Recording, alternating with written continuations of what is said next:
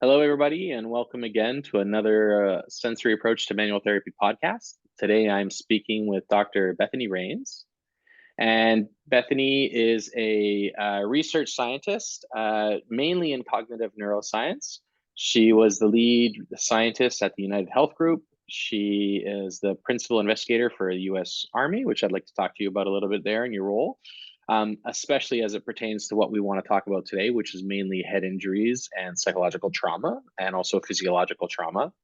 And you also spent time as a scientist with the Betty Ford Clinic for Addiction, which also interests me because I actually taught a class last year that talked about pain, chronic pain as an addiction process inside the brain, Mm. as a Yeah. ritualistic addiction. And it actually got a lot of really negative feedback online. Oh, People really didn't like that concept, even though I'd come across quite a few research papers, and it was just like a 2-minute snippet that we'd put up as an advertisement with the Canadian Massage Conference, and some people really took offense to it, and I was amazed that they took offense to it. So I'd like to talk to you about that, but it may not be today's podcast. So sure. welcome. No problem. Do you want to introduce yourself to our listeners and let them know? A lot of the listeners here, they're big fans of neuroscience. They pay attention to a lot of that stuff, which is what a lot of our podcasts about. So we don't have to change our language or anything like that today. So welcome. And do you want to introduce yourself at all? Sure. Yeah. I always joke that I'm everybody's friendly neighborhood neuroscientist. A lot of my work has always been in the translational side of things. So, while I have done some work as a lab rat in my life, working predominantly with forensic populations, actually, whenever I was doing more of my academic research, what really interests me is taking the things that are coming out of the lab, which some of them are just truly amazing, and helping to both translate them so people just understand them. So they're more accessible because everybody with a nervous system really should be able to have access to the newest neuroscience. It's important. It's not something for niche academics or scientists.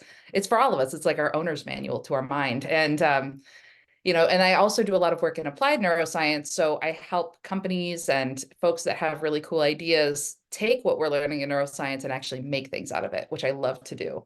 So that way it's actually being used to help people kind of getting that gap between an idea and the application of the idea closed down as small as we possibly can. So And yeah. that's actually one of the reasons why I was really interested in having you on as a guest, because a lot of the people who I've had on before who are neuroscientists or who speak about that as researchers, they're not necessarily clinicians.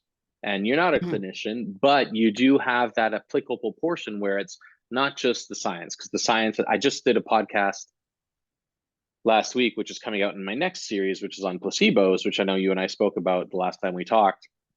Um, and it's one of those things where it's research is great. It's really good to know something. But if it doesn't benefit somebody, then it's just knowledge, with no impact.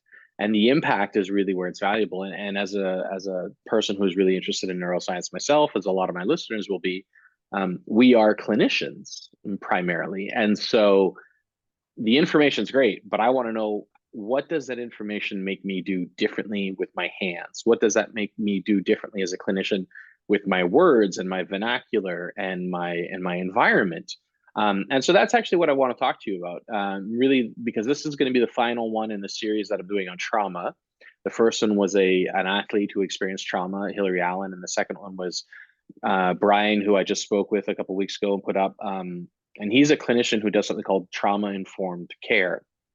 And I actually asked a lot of my followers on Instagram how many were aware of trauma informed care, and it was a surprising number who were not. And I Really? was surprised by that. Yeah, there were quite a few who were unaware of what trauma informed care was. And actually, Wednesday, I'm doing something with the IASP on why trauma informed care is important for chronic pain.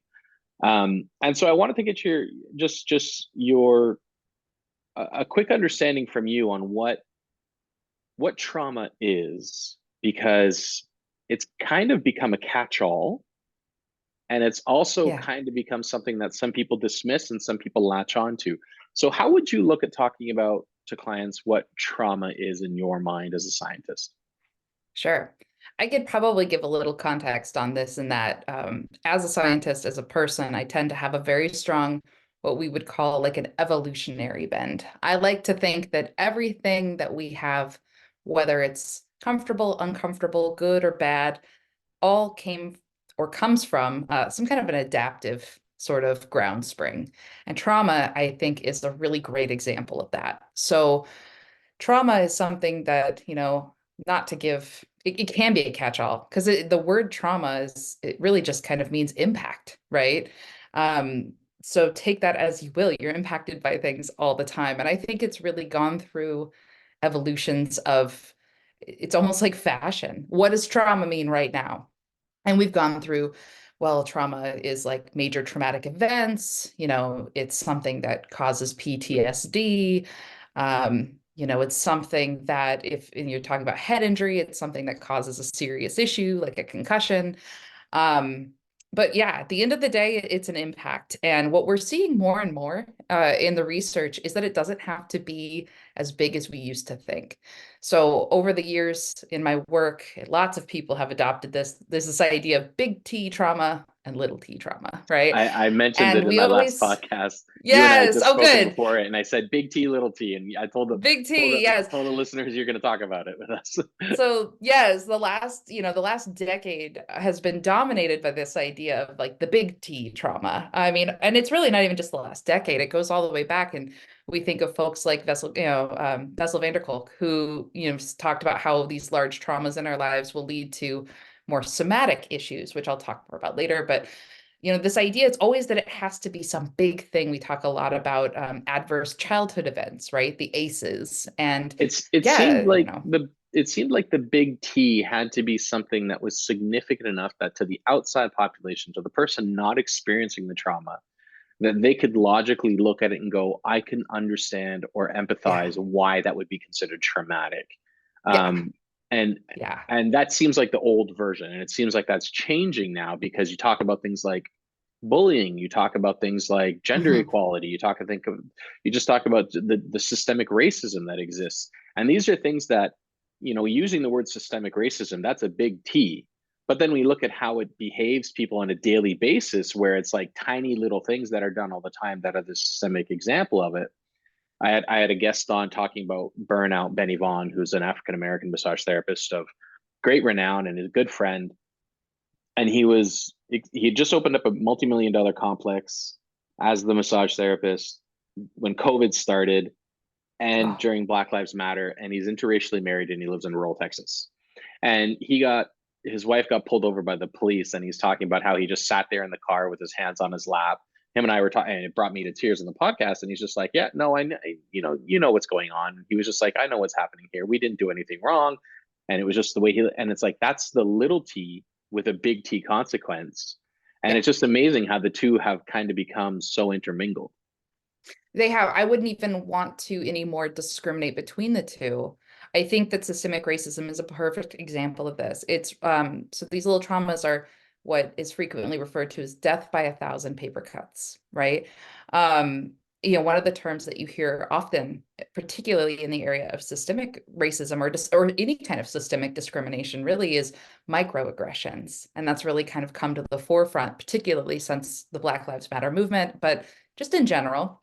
And it's the little things that you can't point to because they're ubiquitous and they're sort of like just they just creep and crawl everywhere at the cellular level. It's, an example I sometimes will give as a woman in a particularly male dominated area. I was once at a like it was a startup sort of round robin. We were seeing lots of pitches from lots of people about chronic pain. I was the only woman in the room, and I was sitting on the inside of a horseshoe, and I was like kind of sandwiched in, and I was just sitting there, and the pitch folks, the startups would move through us. And one of the CEOs for the startup, who of course will remain nameless, but got to ours and pointed at me and said, "Sweetheart, can you give me a coffee before we get started?" And it was just one of those little things that I bet lots of people wouldn't even notice. But he picked out that I was a woman in that room and just automatically assumed I was some kind of subservient role. Doesn't help. Luckily, It definitely yeah, doesn't help that he started with the word sweetheart. sweetheart. It's Oh, like honey, sweetheart. one Yeah, of those and words right, that, so ooh, it's those little things, right? Because you're just like, I think they carry an extra burden of, well, it's just a little thing. And most people are gonna be like, well, this is such a little thing. You can just shrug it off, but they're happening so often, right? And that's a minor one compared to what people, I have the privilege of being a white woman and that one's terrible, right? So you're talking yeah. to a white man in his mid 40s. It's not like I've been like when I talk about systemic racism, or like here in Canada, we're dealing a lot with the indigenous cultures. And my father's Sure. partially indigenous, and he's married to a full-blooded indigenous. And recently, over these, during the pandemic, there were these mass graves that were found during Mm. something called the 60 scoop here in Canada. And being a white male in my mid 40s, I'm always like, you know what, like it's hard to talk about this stuff because I'm the one on usually the giving end of this, not on the receiving end. And yet it's important to talk about. But it's exactly like you said, like those micro traumas. The one I remember is bullying as a kid. I was Yeah, bullied as a child. sure. And it's an example where people are like, oh, just toughen up, be harder, it builds character. That was the 80s mentality, which is, I'm an Yes. 80s baby. Um, but now we look at it and we go, no, those little moments of bullying add up over time. And it's like death by paper, a thousand cuts. Or, it's like obesity or overweight or malnutrition through consistently and constantly just always eating the same thing that you think is good. Or, oh, it's, that extra donut's not going to be what kills me. But over the Yep. course of a lifetime, that's 10,000 donuts, like, A which hundred I'll be, percent it's going to be, yeah, exactly. yeah. So your brain works very similarly, and trauma is kind of this amazing process, frankly, when it comes to your survival system.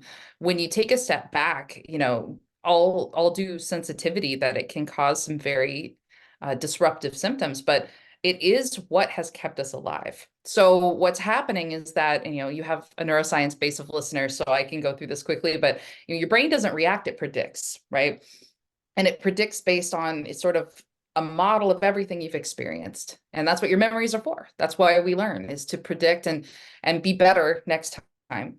When a trauma happens, whether it's a big T, little T, anything that we associate with harm or potential harm or threat is something that your brain takes extra special care, right? And that's when your amygdala starts to get involved with things, and it becomes now a survival issue.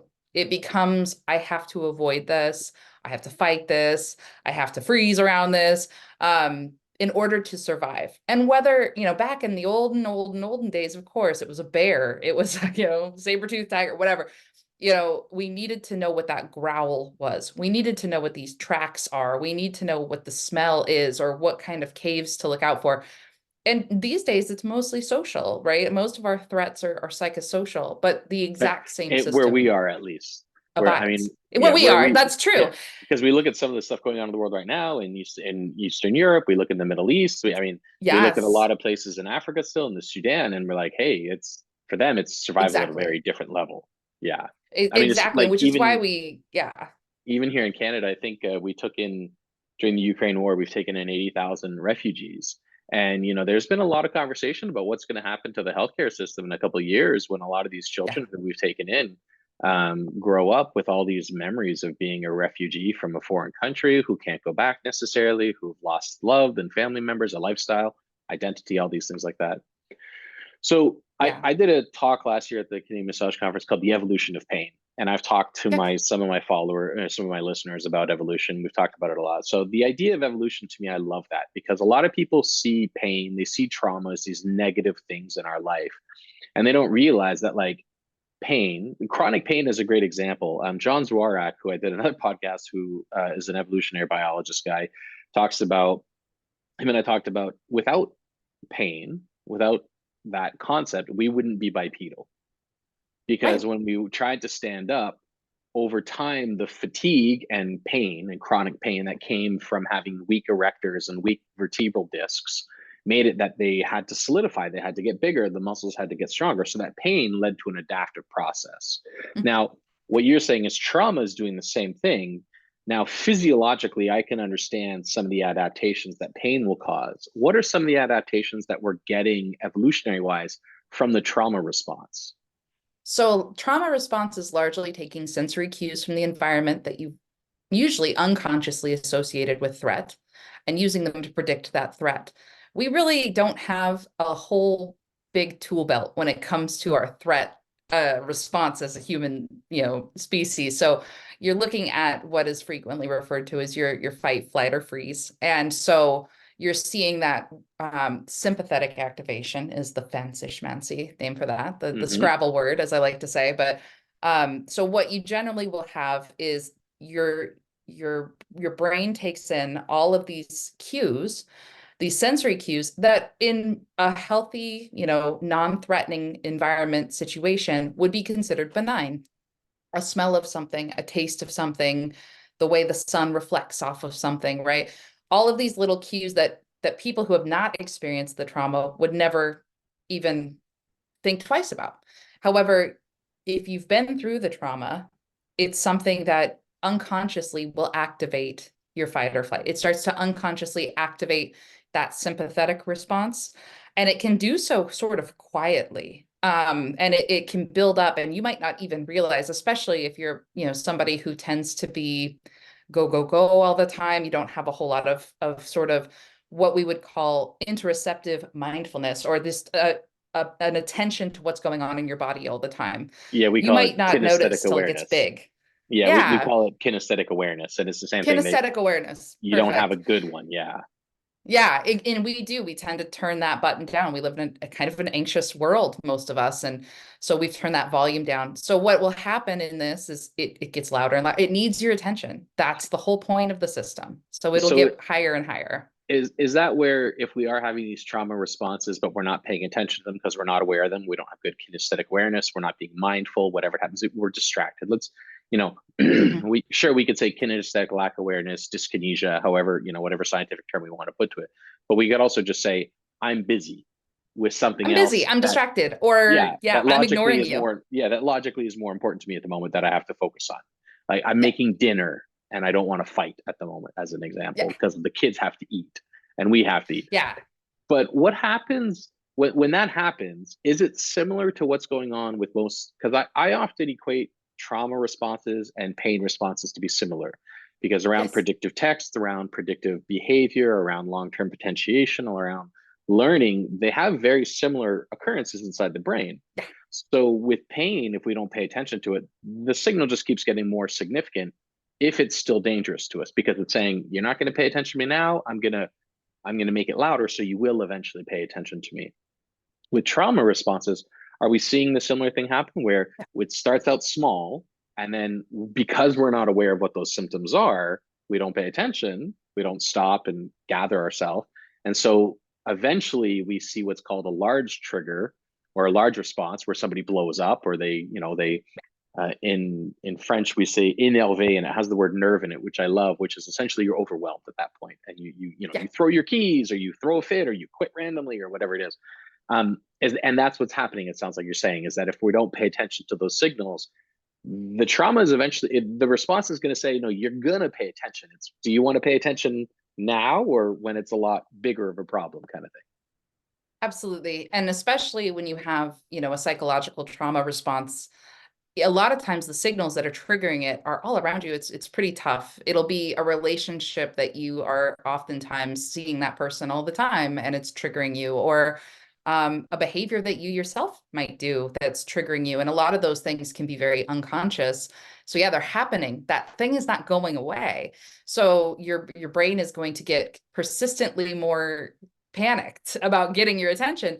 And pain's interesting because it is tied very much into this process, in that it's part of this complex sort of immune response that you have, sort of say. And it's part of a macro immune response as opposed to your micro immune response, where it's kind of like stop, drop, and roll, right?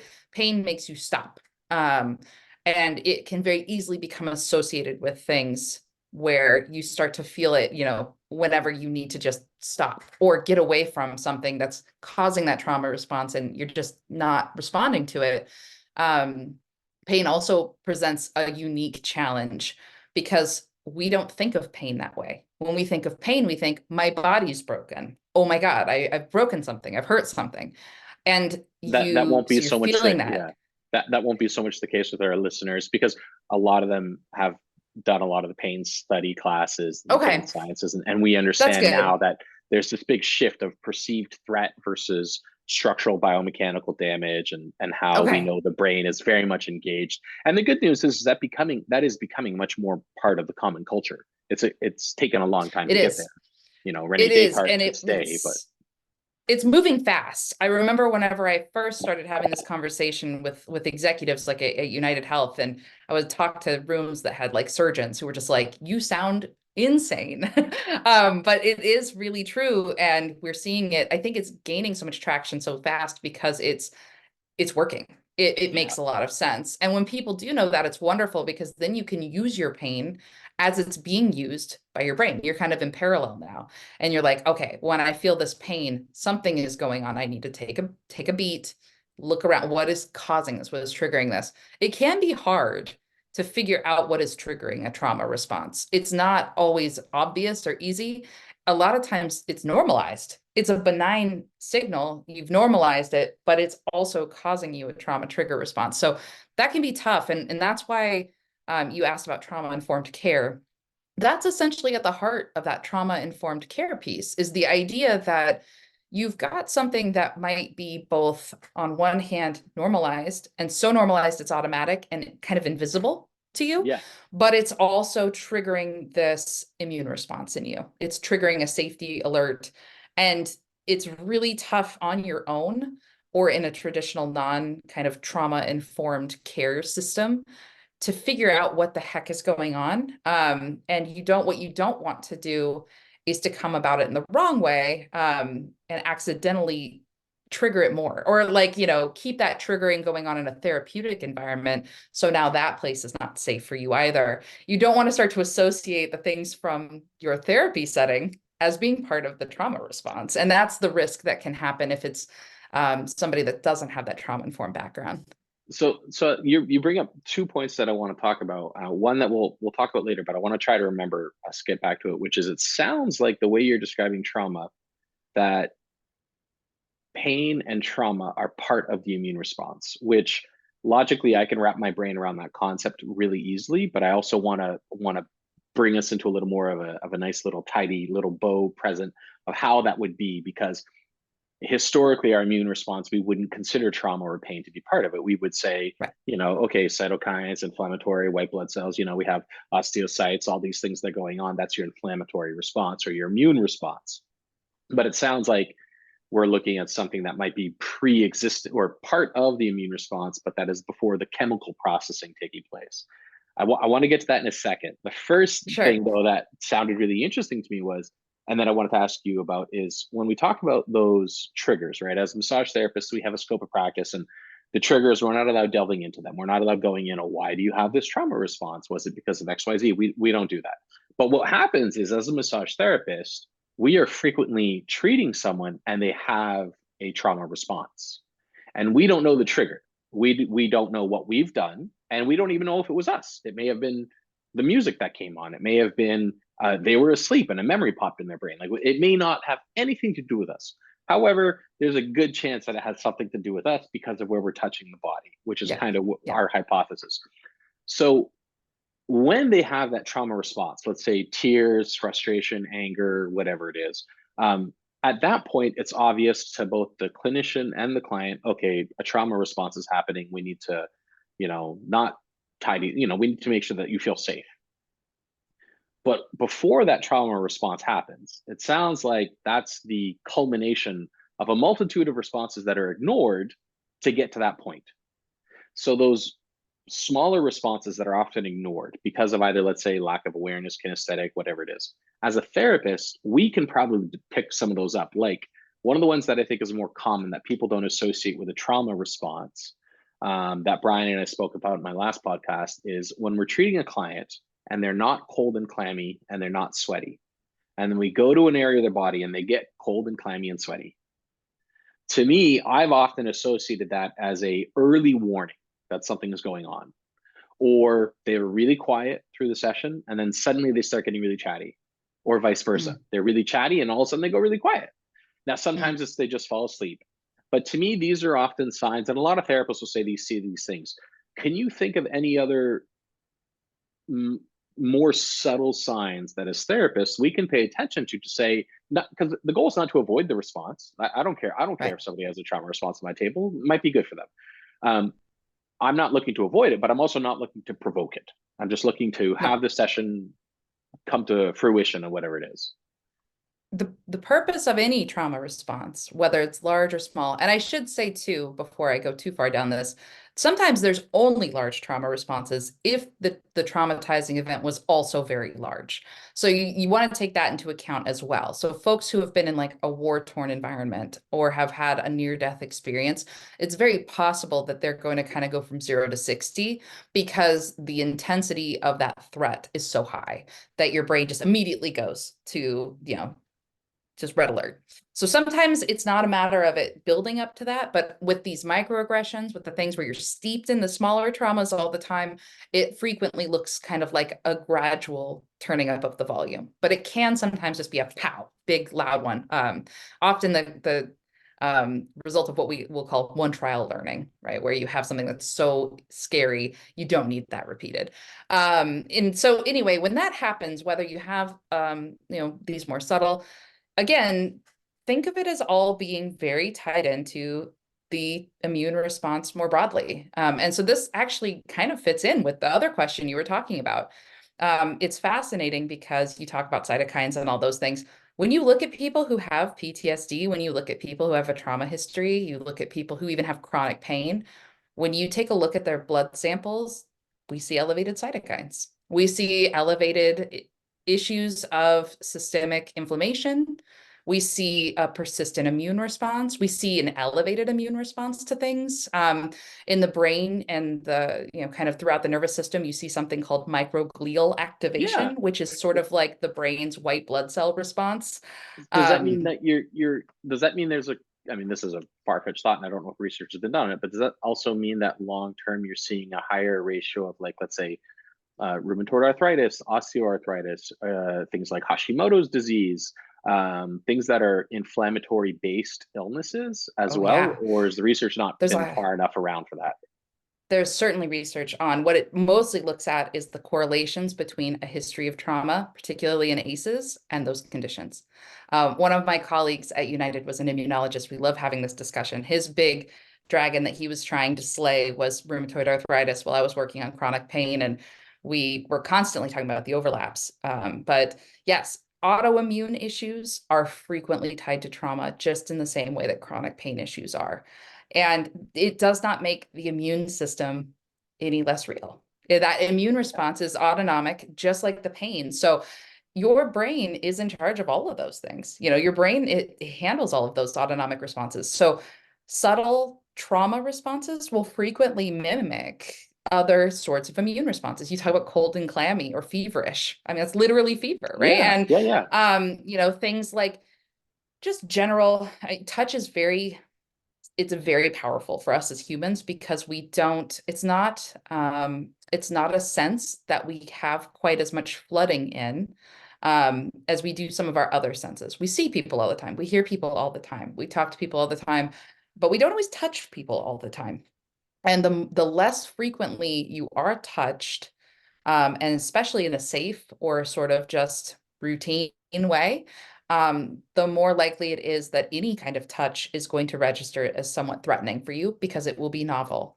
Anything I novel to the brain is threatening. I So if it's teach unusual, I teach a lot of my students, and every class I teach a full class that I'll actually be teaching quite a bit here lately soon, and hopefully coming to Minnesota next year.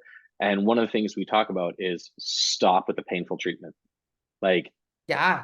there's Oh my so God, much yeah. research that shows that painful treatment is non-effective. The no pain, no gain theory was popular in the 80s and has been debunked time and time and time again. And yet, the amount of times I'll receive a treatment or I hear of people saying it, that they've had treatment and they go, no, I couldn't handle it. It was too much pressure. It was painful, caused bruising, all these things that I'm like, there's so little value in doing that because it's like you said, you're now associating your therapy with a negative response. And Danger. yeah, and early on you might just go, okay, danger, negative response, that's not trauma. But that's for someone who has a regulated system. The moment they Mm-hmm. have a dysregulated system, it's not, oh, that was slightly uncomfortable. It's that was threatening or it was non-threatening. Like there's no middle ground. And I think that's Oh something yeah. people forget with trauma is there's no volume control. It's an on or off thing. It's not a turn it up, turn it down kind of response. Are we in threat? Are we not in threat? And in neuroscience, we talk about these experiences as being part of what's called a Bayesian style model. And if you're not familiar with what that means, it's kind of like just thinking about an ongoing average that you're constantly feeding in. And so as soon as if you don't have a lot of data points, and then you have a particularly negative data point that you throw in there, well, now your average trends way over here to the negative. If you have lots and lots and lots and lots of data points and they're all fairly positive, one big negative thing isn't going to have as big of an effect. But if you don't have a lot of events and you have one bad one, it could be the exact same level of bad as this other person, but now yours is really going to set everything off. And then from Because you have that point no on, anchor on the other end. there's no anchor on the other end. And now that your normal expectation is threatening, every time you go in after that, it will continue to reinforce the threatening because you're We expecting the threat. are you familiar with allostasis? Yes. Yeah. Yeah, so I teach that in my classes a lot. You know, we give, and I give this to my clients in the clinic.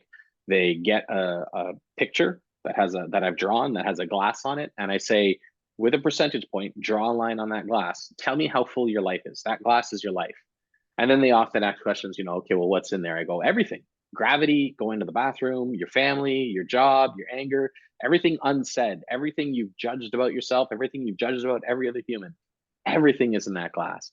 And the frequency of times where people put the glass at like 99.999% full, Yeah. I go, so you're just living in this constant state of hypervigilance for fear that the next piece of information input that's going to come at you is going to be perceived as threatening because you're going to be overwhelmed. Like you Yeah. have no room for anything else in your life. And I think that's the thing that is hard for a lot of people to remember around trauma, that if it's a small t trauma, it's almost like microdosing.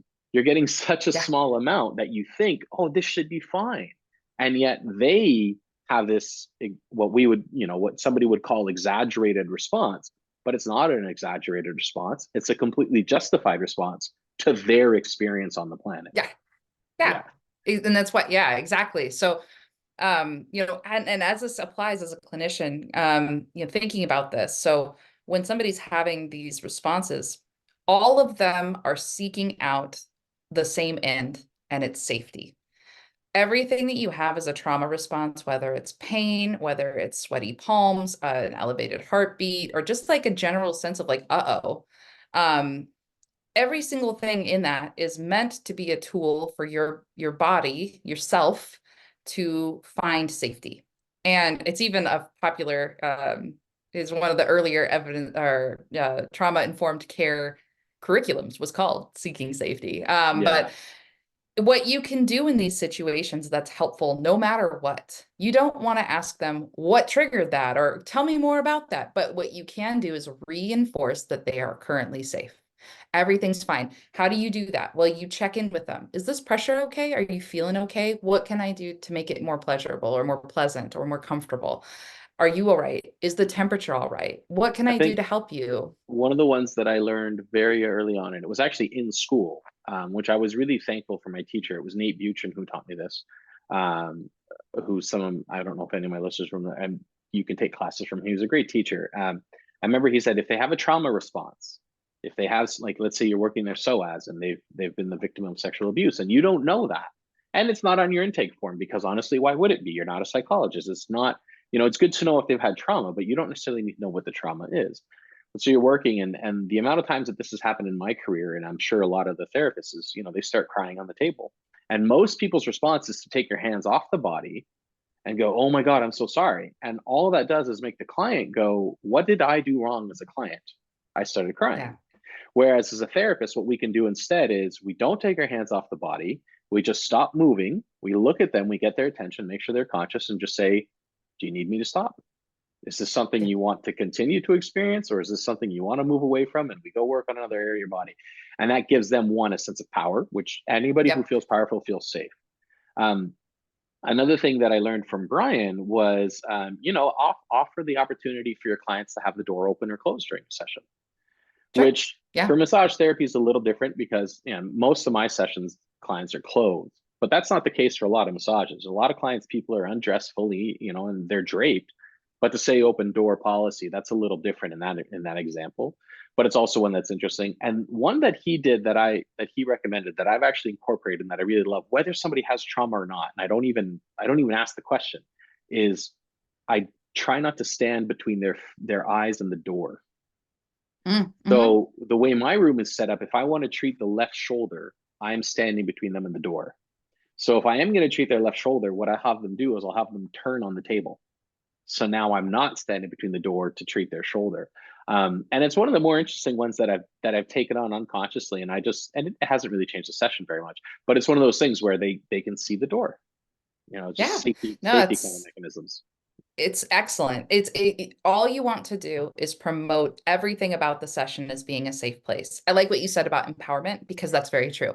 When you're in control, you generally will have an overall sense of feeling safe because you're in control. You can do what you need to do. I would encourage people to don't ask about traumas, particularly specific traumas, but what is really helpful, what you could do is just say, is there anything about the session today that you're nervous about? What can, anything? Are you nervous Expectations. about doing something wrong? Are you nervous about getting undressed? Are you nervous about the door being closed? Are you nervous about, not knowing what to do?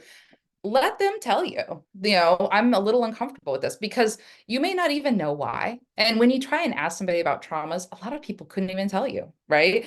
The trauma might be completely unrelated, but And a lot of it's them will feel happening. a lot of people feel silly about their trauma when they Yeah, express or yeah, what is a traumatic, like they'll go, I can't believe that is something I'm hanging on to. I'm about to be 44-year-old and I talk about being bullied. I still have moments where if I see something physical that looks like bullying as a 44-year-old man, that's not happening to me. I yeah. still go into this phase of like total aggression of like, what the fuck is going on? And I get really angry, and I have to stop and go, wait a minute, this isn't happening to you. This is happening to another human. It has nothing to do with you to start with. Secondly, Fight. yeah, and who are you to project your BS and baggage onto them? But it's amazing because I look at that now and I go, come on, you know where your trauma comes from. I know where I was bullied and how. I know how to move beyond it. I feel like I'm able to meditate and be mindful, and yet those responses still happen. So a lot of people, they might look at it and go, "That's such a silly thing to be traumatic over. That's such a silly thing to have." And yet, so they're not willing to claim like how important it is in their life, and yet it's something that holds value. So that's where asking them where that trauma comes from. Like a lot of people won't even admit that they have that trauma. No, if they even know about it, there's so much shame around trauma. There's just an unwillingness to talk about it. It's important to also know, and you kind of brought this up, but trauma occurs in a different part of the brain than the prefrontal cortex, which is our thinking brain, which is our conscious brain. The part that we really control is that prefrontal. All those things that you can do, practicing mindfulness, metacognition, just knowing this is fine. I'm fine. I know I'm fine.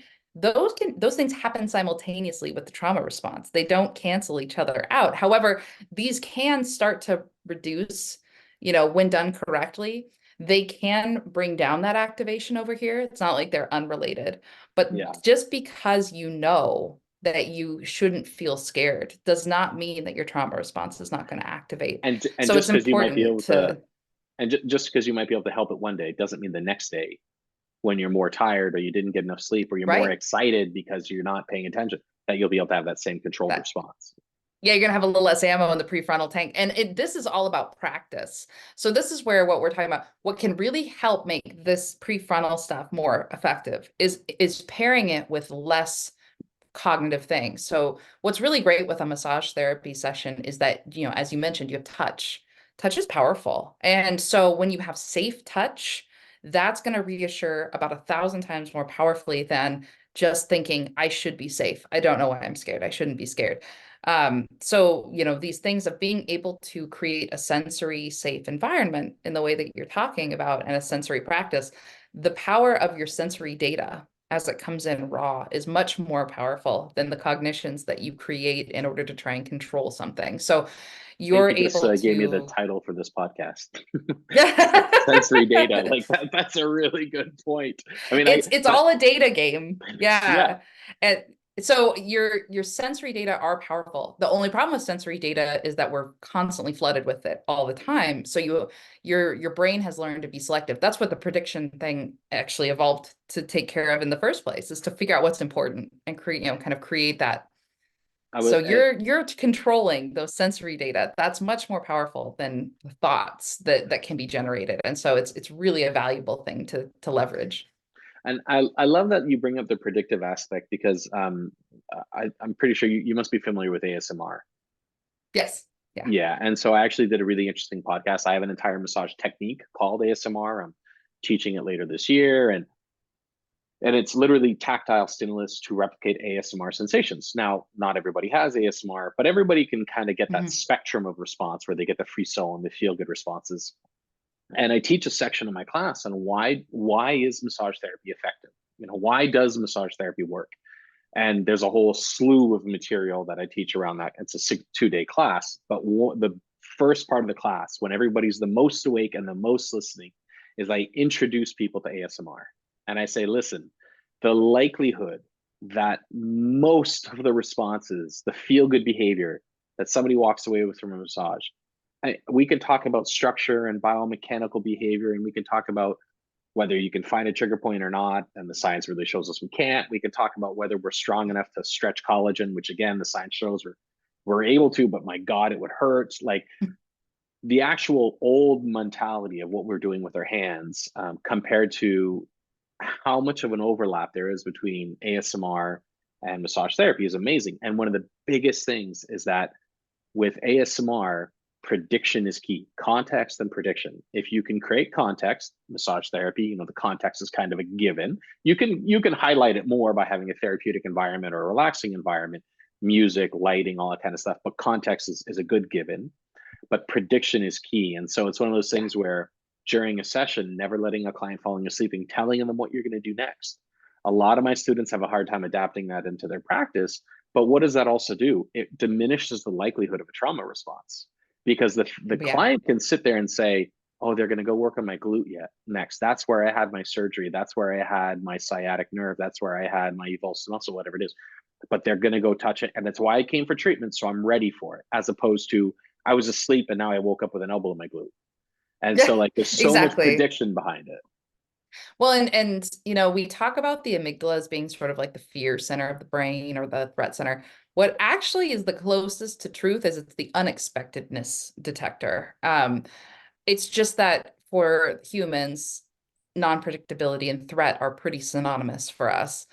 When you can create that predictive model accurately for your patients, you're going to have something. If that's effective and they get it and it really does, they lean on that prediction. What you've done is you've literally done something that will deactivate amygdala activity. Like pretty significantly, it'll reduce it because none of it's unexpected. None of it's new or scary or novel. So that's actually really interesting. Because one of the things I teach in my class is we do this thing.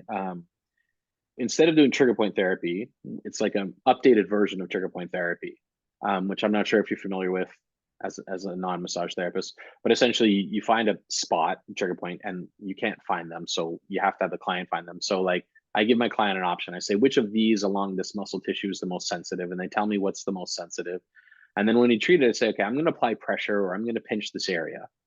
And I want you as the client to tell me before this is a grimace.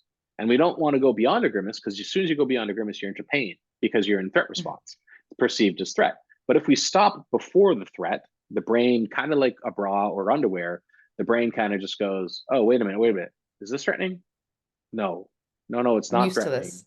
And it Yeah. takes that level of influence, which is quite high, it's still enough to almost cause a grimace, but it goes, I don't care about this anymore. And then as a clinician, you don't change your pressure, and the brain just kind of says, I'm okay with this, and eventually forgets about it.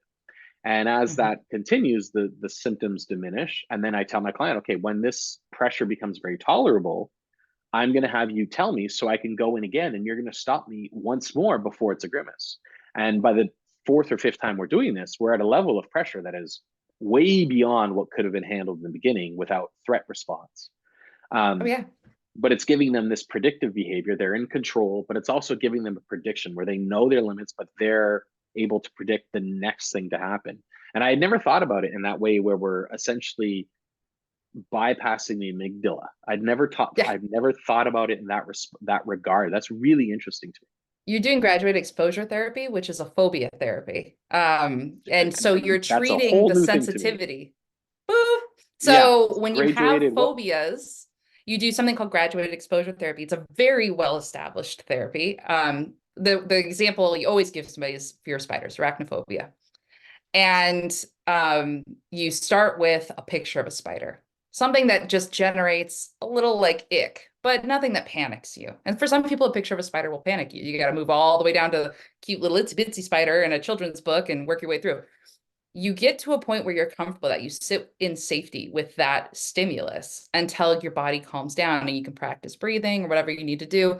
But you get until you're normalized with it. It doesn't bother you anymore. And now we kick it up a little notch and we go up to like something until eventually you're like holding a tarantula in therapy or whatever. And so what you're doing is something I promote often with any kind of a manual therapist. Sensitivity in the body is essentially a phobia. It's a fear of that touch. It's an activation of the threat response when that body is touched. What you just described is exposure therapy. It's an exposure therapy paradigm for that fear of touch.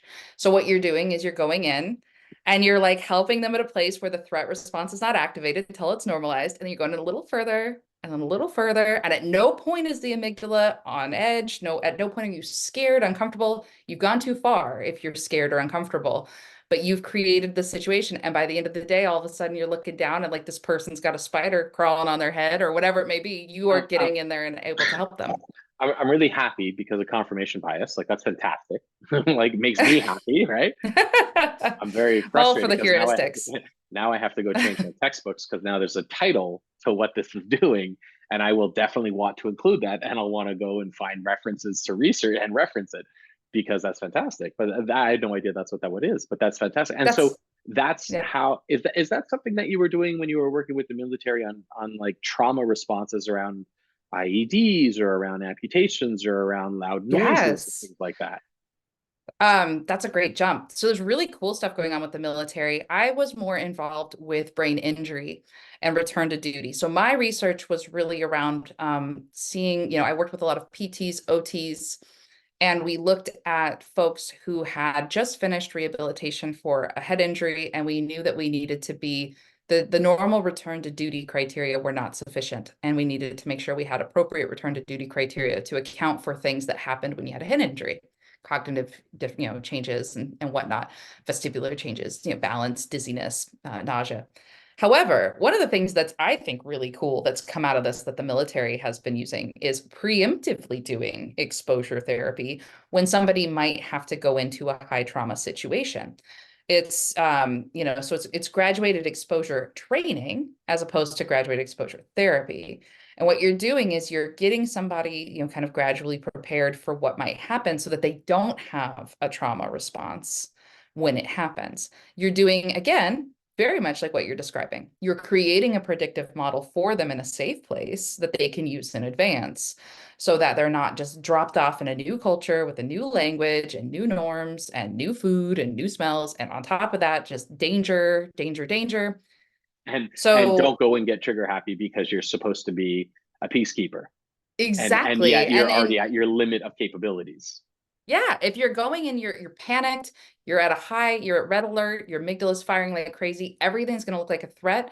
And if your whole training as a military person, this goes with law enforcement too, right? If your whole training has been to just react automatically to threats by, shooting or reacting in that You'll way, see threat you're going everywhere. to have incidents, right? Yeah, you're going to see So threat where there's no threat. so this is a new way to approach that predictive training model instead of just like threat go, right? And anybody who's been in these situations will tell you, I didn't think about it. It just happened. Like I didn't even realize I was doing it. It just happened because they've been trained for that to be their automatic response.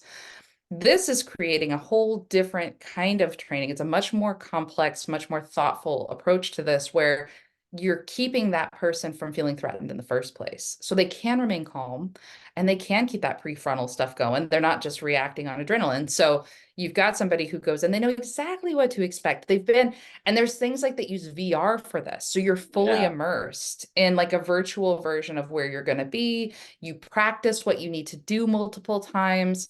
There's a lot going on that I I think is think really fascinating. I think one of the more popular examples of that would have been on Chris Hemsworth's six series documentary, Mhm. where he I can't remember what it's called. I'm blanking on it, but he puts Limitless, I Limitless, think, yeah, right? where he thinks about where he has to deal with heights, and he goes into a VR environment where he's on the top of the building, and then he actually has to go up on a height. And that's a really interesting example too, because I a lot of my history as a professional athletes and Olympic athletes and things like that, really, I mean, top of, some of the best in the world, literally in their sports. In fact, the lady who dealt with trauma, she was the number one ultra runner on the planet when I was seeing her, and she had this traumatic experience. She fell down a 150-foot scree field essentially. But what you're describing to me is something that's been in the athletic industry for a long time, but I don't think they ever would have Yeah. equated it to gradiated exposure training, because that's what it was, though. That's what training on a treadmill or on a bike in the heat with dehydration for a 4 hour Yep. period where your heart rate, doing all these high intensity, that, like, essentially you're replicating a race environment where during the race environment you can perform at your best and not be reactive. You can be active in your thought process instead of reactive in your thought process. And I really Hmm. like that. I think that's amazing, because I think that's also a really interesting way of introducing touch to people who have become so focused on experiencing their chronic pain and their trauma, so focused on living with their discomfort, that in their mind they've come to a place of acceptance. I will always have this pain. It will never get better. I won't change. Yes. And I don't want to take that away. There are humans who really do have a scenario. Like, I have a lady who I saw this morning. She's had a titanium replacement in her shoulder. 8 years later, she can't lift her arm up above here. She can't even eat. She has to use her other arm. Now we're getting to a place where she can, like, just this morning, she was taking her shirt off, very difficultly. And yet we know there's a limit. We know at one point we will hit a wall with how much range of motion slash discomfort she can experience. We just don't know what it is. Yeah. But for a lot of people, they come to that place, and it sounds like that exposure training in advance. Like, one of the things we say in physical therapy, in a lot of rehab is, okay, you can't run for 15 minutes, but you can probably walk fast for 30 seconds and then walk slow for 30 seconds. And then Yeah. with repetition, we bring back a higher level of performance. And it sounds like that would be considered gradiated exposure therapy as well in rehab. Yeah. I mean, the entire context of training and rehab is essentially doing the microaggression trauma response in reverse. It's all of these little, instead of death by 1,000 paper cuts, it's life by a thousand tiny Feel healings, and the thousand feel good a responses. thousand feel good moments, a thousand lifetime movies or something, and it's like, and so when you talk, one thing that I think is really important, and with pain, one of my biggest issues with how chronic pain is treated in our conventional kind of environment right now, I ran into way too many people who were told right away upon getting an injury by a doctor that they'd be in pain for the rest of their lives. And I get nobody's trying, I accuse no one of malice. That is just the training that people are getting. But the power of an authority figure, particularly in a situation where you've probably just been in a car accident or a sports accident, and you're scared and you're in an ER and you don't know where you are, and you have this big authority figure, you're probably sitting or laying down while they're standing above you and they say you'll be in pain the rest of your life. The power of that is Yeah. unbelievable. And undoing that is incredibly difficult, but And not you impossible. your listeners that are listening right now, they are all the people in doing that. I promise you, Yep. because every time I teach at a convention, every time I go to a conference, as therapists, this is our biggest hubris: is how do we not gain the God complex while being the ones to help people recover, not only from their injuries, but also from what they've been told by people who have degrees in education that far outweigh our own. And yet the clients come see us and they go, I've been told I have a herniation, therefore I will have XYZ discomfort for this period of time for the rest of my life. And we as clinicians are somehow reversing this. And I'm not going to say, I guess reversing is absolutely not the right word, but we're somehow encouraging these clients to feel better, getting results. And so the hubris is, how do you not walk away going, hey, I'm top dog, and what you're saying is wrong? But at the same time, how do you go up to them and say, hey, by the way, what you're saying, we are seeing in the clinic is not happening. The words you Yeah. say don't manifest with our clients. So because I'm a massage therapist who doesn't have a degree, I walk up to a doctor and say this stuff. And mind you, I've been fortunate in that my circle, people have been very nice to me and they happen to listen to me. And I don't know why, and I'm grateful for it. But I know that there are also a lot of times where they'll go, who are you? And why are you talking to me? What are you saying? You're wrong.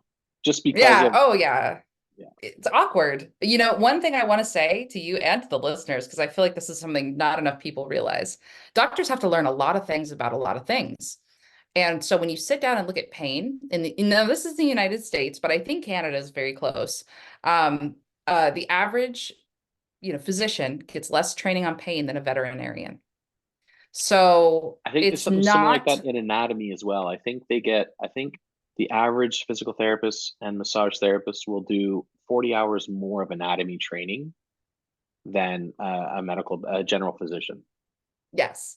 So it's important to remember that even though they are such a deep authority for us in our health, when it comes to pain, they simply just aren't able to get all that information because they have to learn so much else that, for them is more urgent, right? Yeah. So when a doctor tells you, I know you'll be in pain, blah, blah, blah, blah, blah, it's based on one of their lowest, volume topics in med school. The other thing I want to point out is that, we point to these things, herniations, spinal degeneration, all these kinds of issues. And well, no, I have this. My doctor told me that's what's causing my pain. I think it's important that people know that New England Journal of Medicine, this was a long time ago now. I want to say maybe like 20 years ago. I'll have to see if I can find the links so you can put it in like show notes or something. But they looked at people who had no back pain and they looked at people who did. And they realized that people with no back pain had just about the same number of spinal abnormalities as people who did. All these things we have always thought, because correlation and causation, Yeah. right? There was We a never thought to study. look at healthy people. Yeah. I have a blog on my website that a lot of my listeners pay attention to. And my first blog post was a study, came out in 2019. I think it was the MECAR group. And they did a meta-analysis of 3,111 subjects. And they Yeah. found they did MRIs and X-rays, and they gave it to a group of 60 clinicians. And the clinicians came away with saying 86% of the people need some version of intervention, surgery, injection, manual therapy, rehab, whatever it is. But the clinicians were unaware that 100% of the subjects had no pain for 6 months. Like, it was a Yep. criteria, Yeah. and yet 86%. And so I think that's becoming more understood, that structure and biomechanics have less, they're more correlated than causality based. Similar to the idea that your Yeah. posture's because of your pain, or your pain equals your pain is because of your posture. We're realizing it's the No. inverse. It's your posture is Yeah. because of your pain. It's an adaptive process to It's cope with your coping. discomfort. Yeah. Yeah, I like to think of spinal abnormalities like wrinkles. They're a sign of aging. Are they imperfections? Yeah. Are they kind of ugly to look at on imaging if you go real deep into it? Sure. Is it not ideal? I guess not. Do they hurt? Of course not. They're a normal thing that Well, happens when you age. and that's actually something that is interesting, because there was a big push for a while there to move away from this idea that structure and biomechanics and the pain neuroeducation became king, and that was the most important thing. And I think now it's important that we're seeing there's this shift. Okay, well, let's not throw the baby out with the bathwater. A broken arm does Yes, hurt. Your structure, exactly. there is a Yeah. reason for pain. A herniated disc can be painful.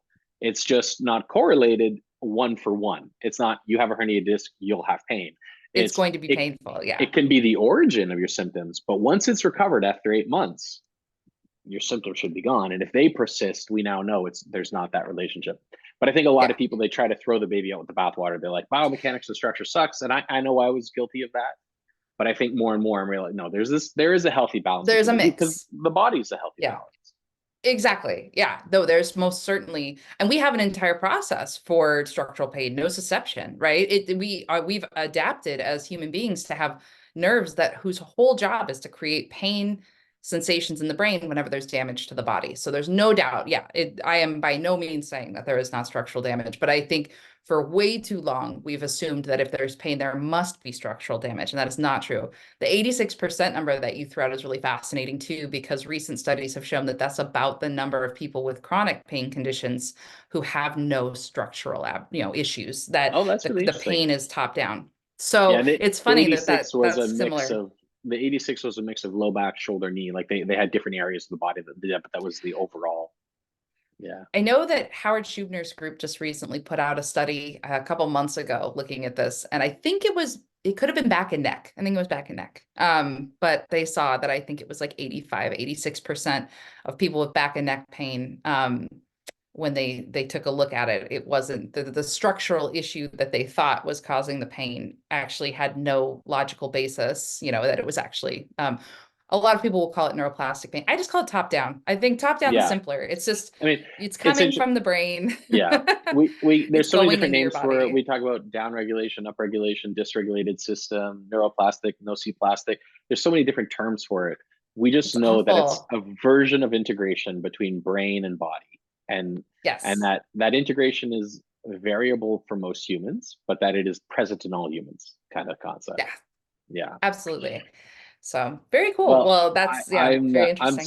so grateful for the talk today. I really Yeah. am. I definitely want to have you back on in the future as another guest. I know we've already talked about potentially having you on to talk about placebos, which is going to be my next series. So I might be reaching out to you pretty soon to have you back on. And I am speaking with Minnesota to come out and teach there next year. And so when I do, I'll reach out to you because I mean, if it happens to be in the area where you are, I'll take you out for a coffee and we'll talk Dungeons and Dragons this time, and I'll talk to you Oh, about yeah. why wizards are better than druids, and we'll just get into it. Bring your character sheet. No, that sounds great. Yeah, looking forward to it. And any questions or anything I can help clarify that we talked about today, just let me know. I'm happy to. Awesome. And is there anything that you would like, any of our listeners? Do you want to send them anywhere to your website? Do you want to have them for your consultation? Is there anything that you're interested in having them reach out for? Just that's okay. I just actually launched a blog series on neuroscience education for anybody who's interested, on Medium. So the series is called Firing and Wiring, and it's just sort of weekly blog articles about just how the brain works and what that looks like in the real world, what you can do to take advantage of it.